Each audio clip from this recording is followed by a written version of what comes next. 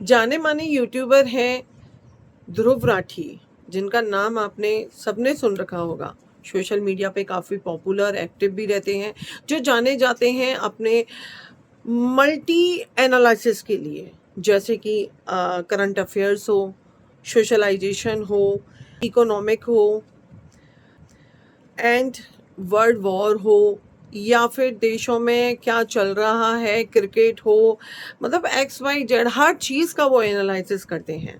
ये जो वॉर हो रही है अमेरिका, ईरान, इन सब के बीच में, तो वो हम आज रिएक्ट करते हैं। चलिए जानते हैं ध्रुव राठी की मुंह जवानी। मैंने वॉट्स पर वीडियोस तो बहुत बनाए हैं दोस्तों, लेकिन इतना पर्सनल कभी नहीं फील हुआ, बहुत ज़्यादा क्योंकि क्लोजेस्ट कल रहा है सुबह तक मैं अपने परिवार के साथ दुबई में ही था और फेयरमाउंट होटल, पाम आइलैंड का वो होटल जहां पर एक एक्सप्लोजन देखा गया और आग लगी, ये होटल बस सड़क की दूसरी पार था हमारे। यानी एक साइड इनका सुबह घर था और हम दूसरी फ्लाइट साइड कैच वो करने के होटल लिए था। निकले, हमारी एक अर्ली मॉर्निंग की फ्लाइट थी और थैंकफुली हमारी फ्लाइट टेक ऑफ कर गई। सब कुछ नॉर्मल लग रहा था, लेकिन टेक ऑफ के करीब 2 से 3 घंटे बाद हमें पता चलता है कि फ्लाइट में अचानक से डिले आ गया है और एयर होस्टेस के द्वारा बताया जाता है कि यूएस और इजराइल ने ईरान पर हमला बोल दिया है। तब तो मुझे ज्यादा कुछ नहीं फील हुआ, तब मैं बस एक ख्याल आ रहा था कि कहीं हमारा फ्लाइट पाथ उसी के बीच से ना गुजर रहा हो जहां से ये मिसाइल्स फेंकी जा रही है। लेकिन जब हम लैंड किए तब पता चला कि आखिर हो क्या रहा है। शाम को ये फोटोज और वीडियोस देखने को मिले कि दुबई एयरपोर्ट पर पूरा धुआं हो रखा है, पूरा इवैक्यूएट कर दिया गया, सारी फ्लाइट्स कैंसिल हो गई और इवन बुर्ज खलीफा के पास ड्रोन्स को इंटरसेप्ट किया जा रहा है। बुर्ज अल अरब पर मिसाइल्स को इंटरसेप्ट करने के बाद उसका डेब्री गिर रहा है, उससे कहीं पर आग लग रही है। ये बहुत ही शॉकिंग था देखना,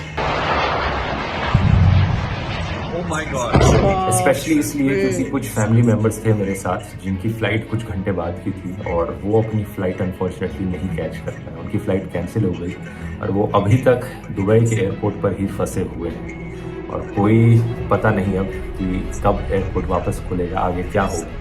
लेकिन इस सब में अच्छी खबर यह है कि यूएई का एयर डिफेंस सिस्टम बहुत स्ट्रांग है। ऑफिशियल सोर्सेज बता रहे हैं कि 137 मिसाइल्स ईरान की तरफ से फेंकी गई थी यूएई पर, जिनमें से 132 को डिस्ट्रॉय कर दिया गया। 209 ड्रोन स्ट्राइक्स अटेम्प्ट की गई थी, लेकिन 195 को इंटरसेप्ट कर लिया गया। तो ज्यादातर जगह जहां पर ये आग लगी वो सिर्फ ड्रोन इंटरसेप्ट करने की वजह से जो डेब्री था मिसाइल का या ड्रोन के टुकड़े वो नीचे गिर रहे थे। अब यहाँ ये सब हो क्यों रहा है, आइए समझते हैं इस पूरी सिचुएशन को इस वीडियो।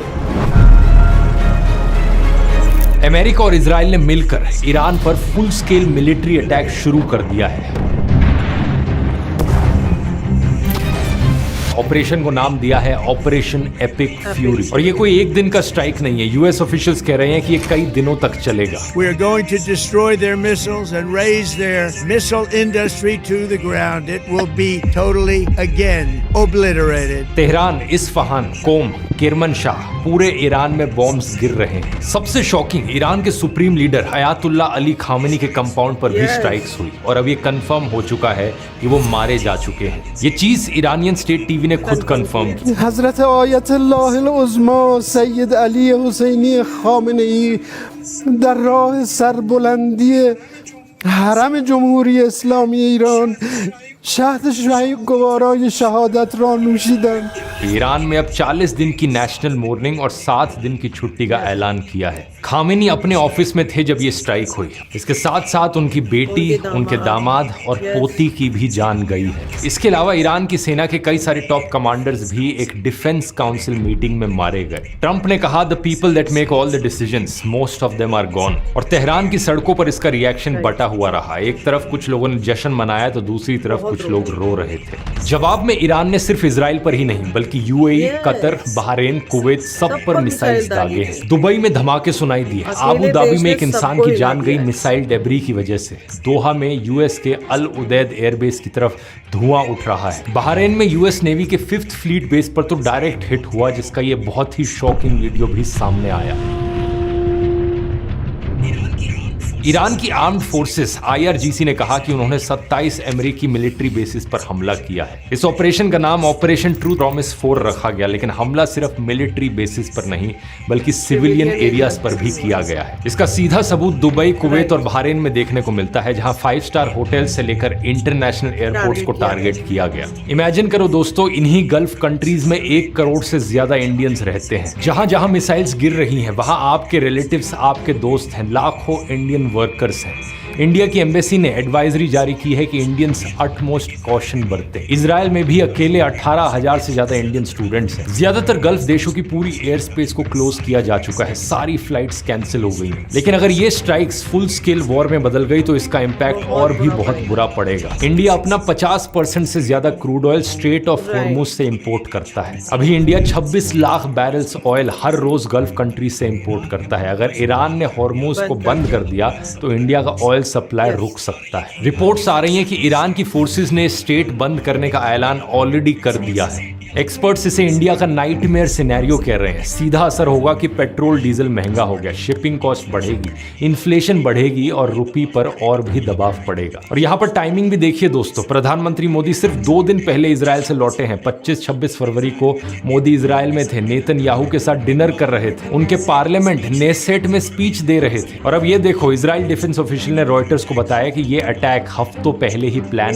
हो चुका था। इसी कारण से कांग्रेस के लीडर्स ने सवाल उठाया है कि मोदीज फ्रेंड नेतन्याहू ने इंडियाज ओल्ड फ्रेंड ईरान पर अटैक कर दिया। ओवैसी ने कहा कि इंडिया ने हमेशा इस कॉन्फ्लिक्ट में न्यूट्रल पोजीशन रखी है, लेकिन अटैक से ठीक पहले इजराइल विजिट करना एक बहुत ही गलत मैसेज देता है। लेकिन इस पूरी सिचुएशन की सबसे दिल दहला देने वाली बात यह है कि ईरान में स्कूल्स पर भी अटैक किया गया। ईरान के शहर मिनाब में एक लड़कियों के प्राइमरी स्कूल पर बम गिरा, जिसमें कम से कम 100 बच्चे मारे गए। ये दिन के वक्त में हुआ जब स्कूल भरा हुआ था। और आयरनी की बात देखिए कि इजराइल का ऑफिशियल अकाउंट फिर क्या ट्वीट करता है, Israel has the right to defend itself, जबकि पहला हमला उन्होंने यहां पर किया। इस करंट सिचुएशन की शुरुआत दोस्तों दिसंबर 2025 में हुई थी, जब ईरान की इकोनॉमी कोलैप्स हुई, करेंसी 40% गिर गई और खाने का दाम 72% बढ़ गया। ईरान में हिस्ट्री के सबसे बड़े प्रोटेस्ट शुरू हुए और ईरान की सरकार ने अपने ही लोगों पर गोलियां चलवाई।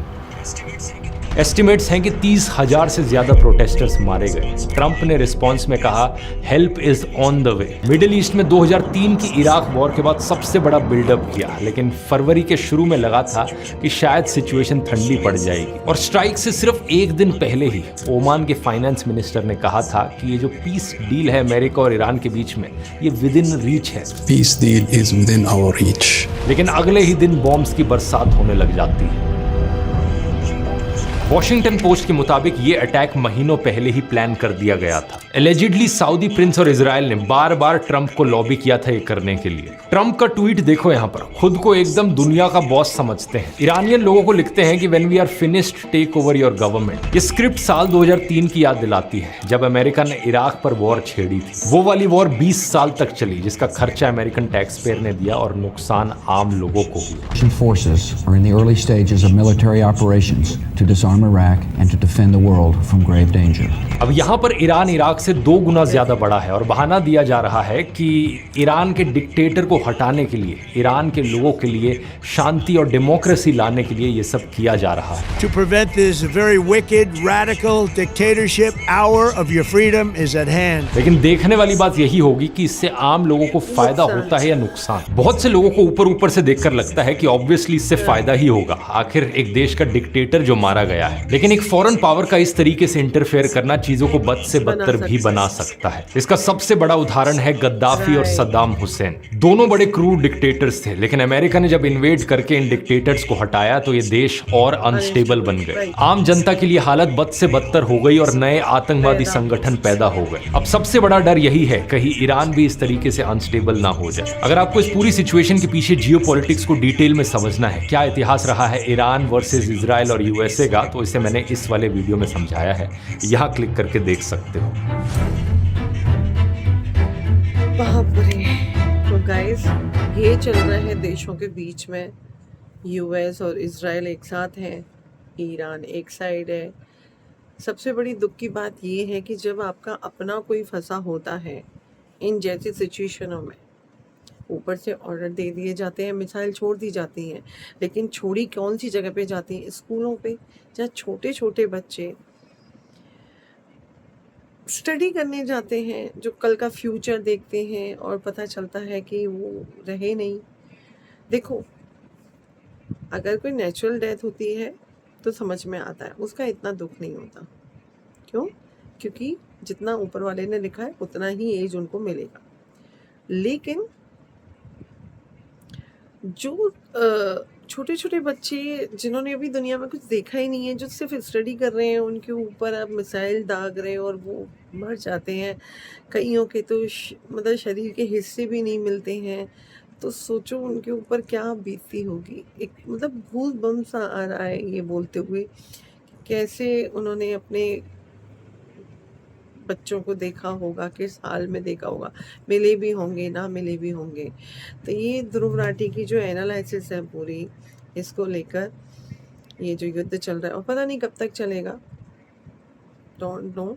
और ये बात फैक्ट उन्होंने कही कि ट्रम्प अपने आप को अत्ते खां समझते हैं। अत्ते खां इन द सेंस कि पूरी दुनिया का लीडर मैं हूँ, सब कुछ मेरे कंट्रोल में होना चाहिए, बट ऐसा नहीं होता है। और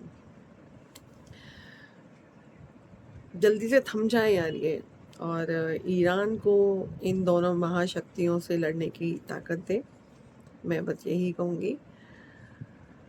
तो गाइस, इसके साथ ही हम साइन ऑफ करेंगे। आपको हमारा रिएक्शन कैसा लगा? अच्छा लगा हो तो लाइक शेयर कमेंट्स कर देना। वेट कीजिएगा नेक्स्ट वीडियो का, हम जल्दी ही नेक्स्ट वीडियो में हाजिर होंगे। और गाइस, अगर किसी को इज़राइल, यूएस और ईरान का युद्ध जो चल रहा है उसके बारे में, और डेफिनेटली इससे और भी कंट्रियां प्रभावित होंगी, 100% प्रभावित होंगी। जैसे कि दुबई आप देख ही रहे हो, पर यूएई का वाकई में सिस्टम बहुत स्ट्रॉन्ग है, बहुत स्ट्रॉन्ग है। उसने बहुत अच्छे से अपने आप को संभाल लिया इस बीच में। एंड देन और भी कंट्रियां इससे प्रभावित होंगी 100%, क्योंकि तेल, गैस सब उधर से ही आ रहा है। तो 100% प्रभावित तो होंगी अगर ये लंबे समय तक चलता रहा तो। और होप्स हो कि ये जल्दी थम जाए तो प्रॉब्लम ना आए। तो अगर आपको इसकी डिटेल और भी जाननी है इस वॉर के बारे में, तो आप ध्रुव राठी के चैनल से और भी न्यूज़ ले सकते हैं, क्योंकि उनके एनालिसिस बहुत सटीक होते हैं।